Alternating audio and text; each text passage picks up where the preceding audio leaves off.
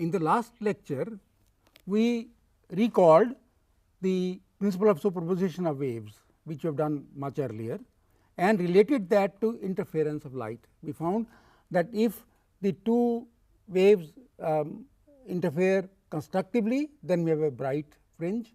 If they interfere destructively, then we have a dark fringe. And for a sustained interference pattern, we need coherent sources, and these sources are derived from the same source, and they have the same phase relationship for all time to come. That is why the interference, and we can see the interference pattern.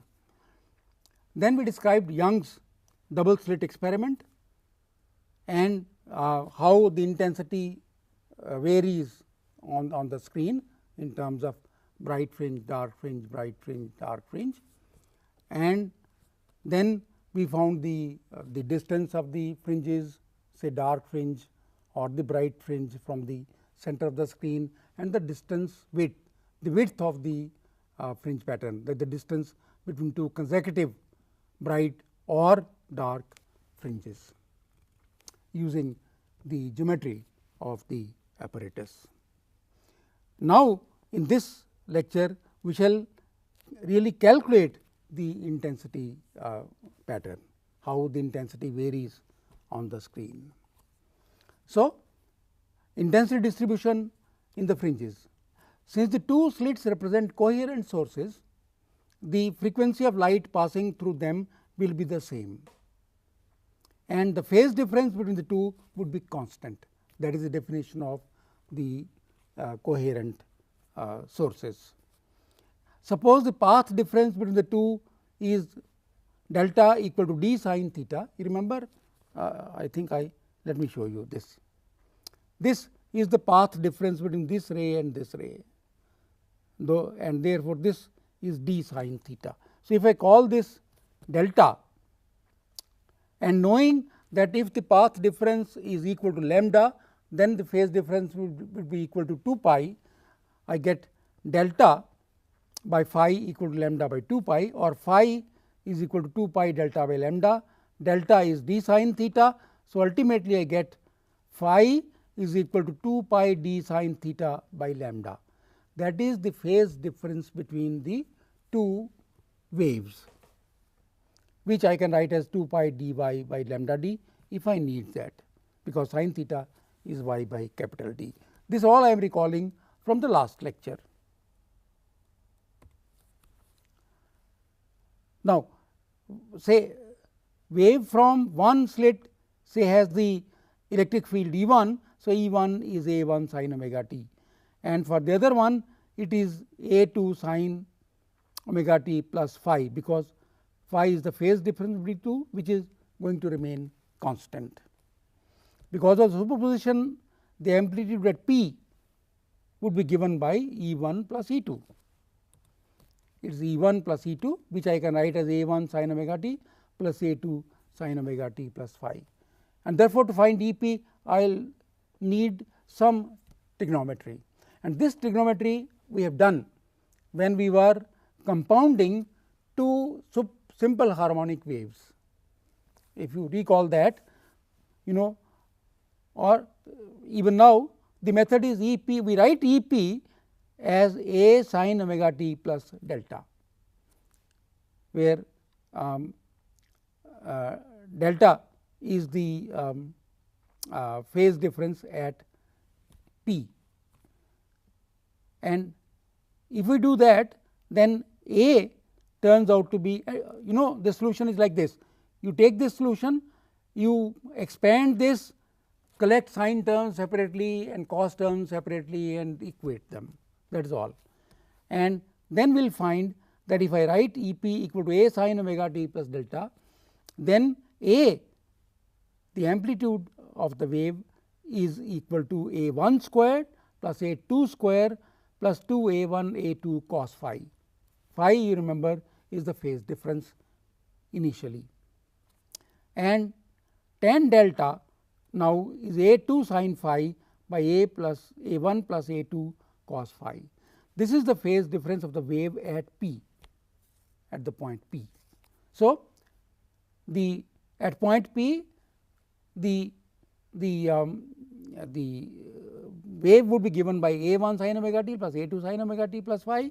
You add them and you get A equal to A1 square. The amplitude of the wave which is a result of this addition is A, which is A1 square plus A2 square plus 2A1 A2 cos phi under root, and tan delta is A2 sin phi by A1 plus A2 cos phi.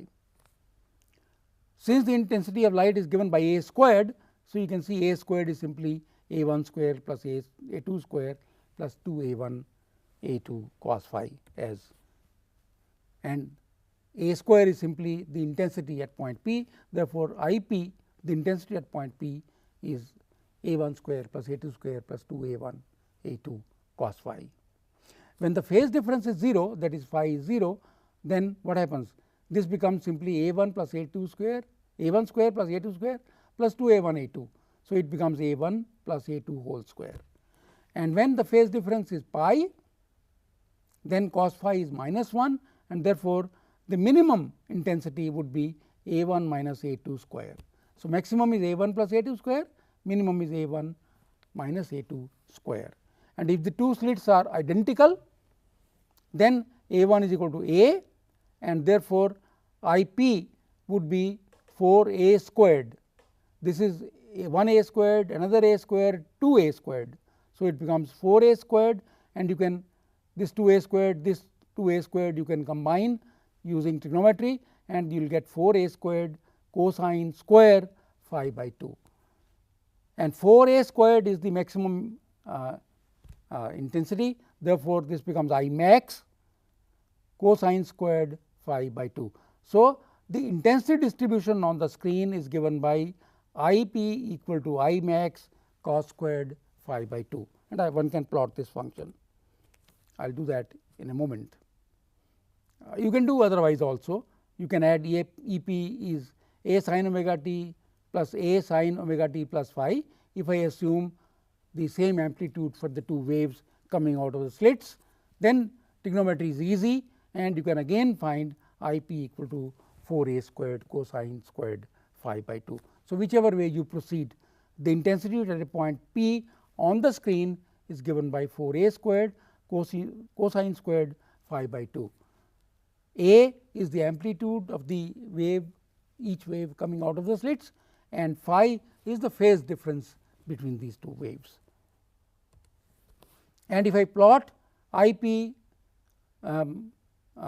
against phi or d sin theta, because phi phi is, let me remind you, phi is 2 pi d sin theta by lambda. 2 pi by lambda is constant. So, phi is effectively for plotting d sin theta. So, I plot IP as a function of d sin theta. So, I as a function of d sin theta. This is the maximum of the intensity, and then intensity varies in this fashion. Here it is minimum, so dark fringe.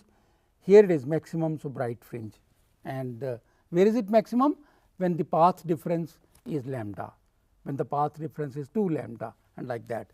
There you have the maximum, and when the path difference is lambda by 2 or 3 lambda by 2, then you have a dark fringe. So, at dark fringe IP is 0, and at bright fringe IP is maximum, I max, because phi is 0. So, I max. Instead of monochromatic light, with which we have been dealing so far, if we had white light, then what will happen? Each component wavelength in this white light would have its own fringe pattern, except at the center of the screen, because there all waves, they travel the same, they have the same path difference, same phase difference. So, at the center of the screen, all these waves, all these individual waves of individual colors will again join to make it a white fringe. So, at the center of the screen we will have a white fringe, at other points we will have colored fringes, each pattern due to the component color of the white light. Here you see, you can see all colors here they combine and make it a bright, say white, make it a white fringe.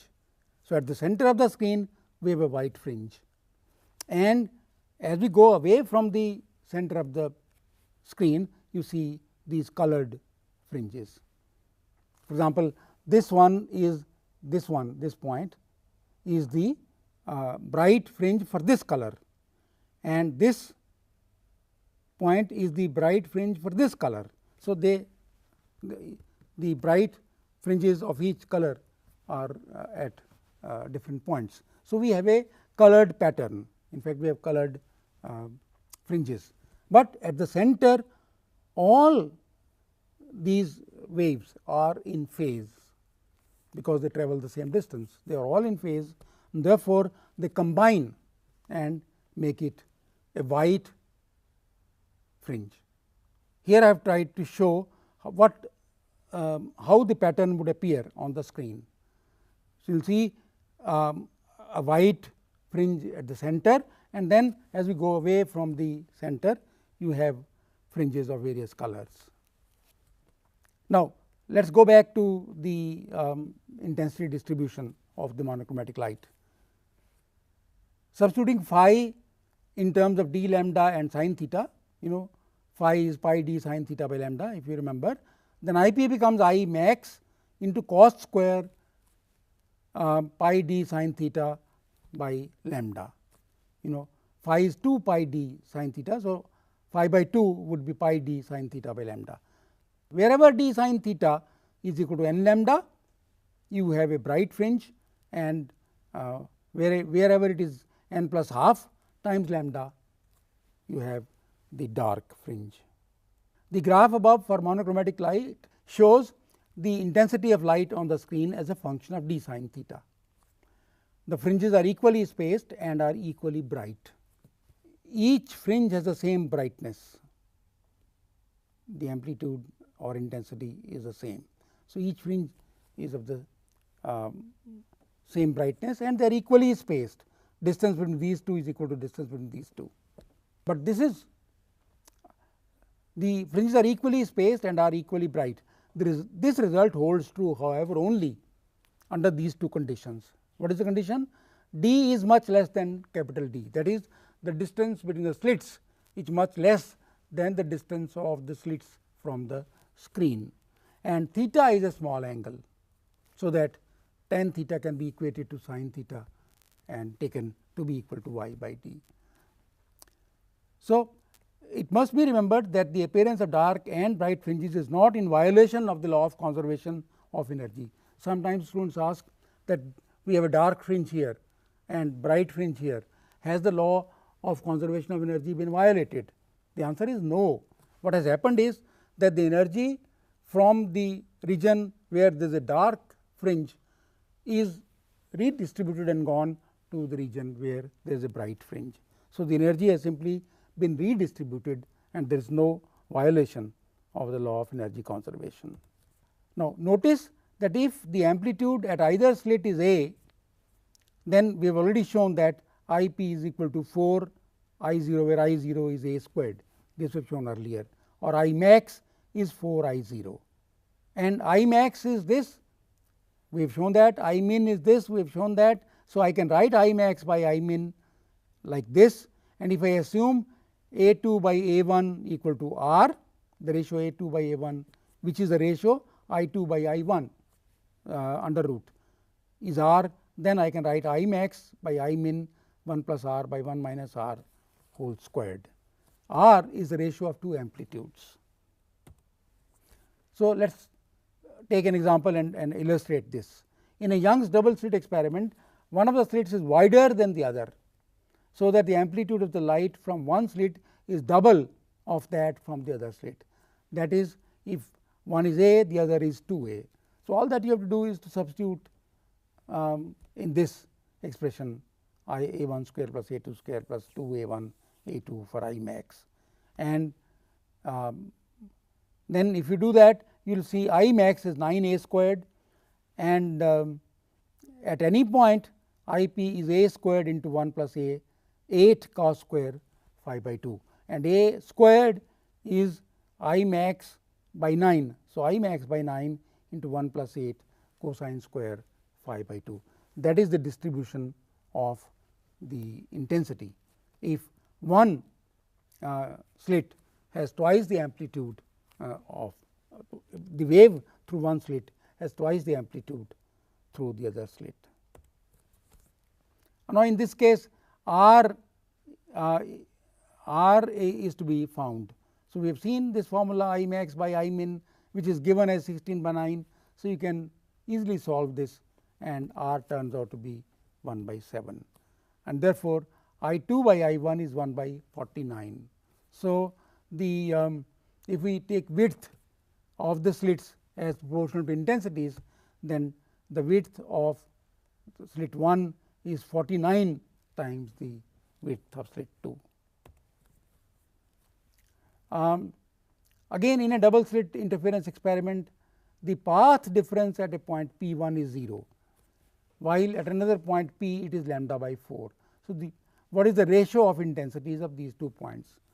We know again the formula is I max cos squared phi by 2, substituted for a point where the phase is 0 and substituted for the point where the phase is lambda by 4 or the path is lambda by 4, and then you find the ratio, and the ratio turns out to be 2. This is simple calculation, one need not spend too much time on this. Yeah, here the same thing that you do in the laboratory. So, everything is given, the wavelength is given, the distance between the slit and the screen is given, and the distance between the slits is given, everything is given, and then you measure the distance of the nth bright fringe from the center and use it to find the wavelength, or if wavelength is given, you find the angle theta between the center and the point where you take the fringe. Now, let us take this. We have a light, this is medium of refractive index n1, this is medium of refractive index n2. You can say something like the glass slab, and the ray is incident here, part of it is reflected, part of it go inside, this again is reflected, also refracted, and it comes out as 2, ray 2. And now, this ray 1 and ray 2, they can interfere. We can find the path difference or the phase difference between them, and if the phase difference is 0, then there will be constructive interference. If the phase difference is not 0, if the path difference is lambda, then there is lambda, 2 lambda, 3 lambda, then there is a constructive interference, otherwise there is destructive interference. And the path difference delta, you can see this delta consists of n1 delta, the path difference is n1 times OS plus this and this plus n2 times OQ plus QR. Say if I take this point, at this point this ray or this wave has travelled this extra distance, and since the distance times the refractive index is the path difference, therefore, the path difference is n1 times OS plus n2 times OQ plus QR, right. And now, I can substitute the values in terms of the angle theta 1, this angle is theta 2. So, this OS is nothing but OR sin theta 1, and OQ and QR again substituted in terms of angle theta 2, and this is twice n2 t, t is the thickness of this slab divided by cosine theta 2, simple trigonometry. It must also be remembered that the optical path in a medium of refractive index n is n times the optical path in air. That is why we have n1 OS, n2 times OQ plus QR. And now, again use the simple geometry to find these distances, and we can get delta equal to 2n2t by cos theta 2 plus 2t sin theta 2 by cos theta 2 n2 sin theta 2. And from this, using Snell's law, n1 sin theta 1 equal to n2 sin theta 2, we get delta is equal to 2n2 t into cosine theta 2. So, in terms of this angle theta 2, the thickness and the refractive index, we can get the path difference between these two waves equal to 2n2 t into cosine theta 2. So, there is n2 there is a thickness of the slab there, and this theta 2 is the angle refractive index angle which is there. So, that is delta. Now, if this path difference, you can rewrite if n1 is 1 and n2 is n, that is, we have air here and some other medium here, refractive index n, then delta can be written as 2 n t into 1 minus 1 by n squared sin squared theta raised to power half, where theta is the angle of incidence. This path difference translates into a phase difference phi. Path phi would be 2 pi delta 2 pi by lambda times delta, but there will be additional factor pi which is not here anywhere. This pi comes from the reflection of wave from a medium of higher refractive index. So, this pi comes because of that, and therefore, the phase difference now is 2 pi by lambda into delta plus a factor which comes from the phase difference introduced because of reflection from an interface between two media, this medium of lower refractive index and this medium of higher refractive index. So, I can write this as delta substitute from here. So, we get 4 pi n t by lambda into 1 minus n squared 1 minus 1 by n squared sin squared theta raised to power half plus pi. Remember that in this n is the refractive index, it is not connected with the number of the fringe. Why does this factor come here? This pi, recall from your earlier knowledge of waves and oscillations, that if we have a wave which gets reflected from a fixed boundary, rigid boundary, then it comes, if so say a wave on a string, if we have a wave on a string and if it comes across a rigid boundary, then it gets reflected with a phase difference of pi by 2, and similar here, phase difference of pi. Similar here, we have air, we have a medium of higher refractive index. So, this ray, when it gets reflected, there is a phase difference between incident and reflected ray. And if there is no such, if the medium, say when there is a reflection from an interface of a lower refractive index from a higher refractive index, then there is no phase difference. Say this reflected wave has no phase difference with this, but this one had, because there is a reflection from air to say a glass. Here it is reflection from glass to air, interface is between glass and air, therefore, there is no phase difference here. Again, from the string you have a wave on a string, and if you have a very loose boundary, then the wave gets reflected without any change in the phase.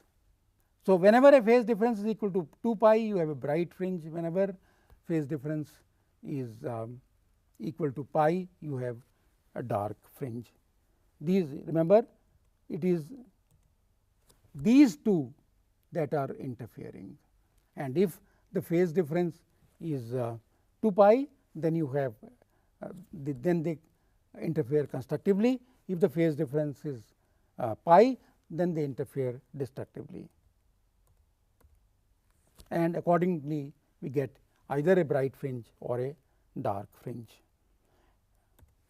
In the next lecture, we continue with the wave nature of light. So, we shall have interference of rays transmitted through a thin film. Let me show you here what I mean. So far, we have studied interference between these two, 1 and 2 rays, but between 3 and 4 there is also interference. So, these are transmitted waves, and therefore, there will be interference in them also, which we will study in the next lecture. Then we shall also study the phenomenon called diffraction or bending of light.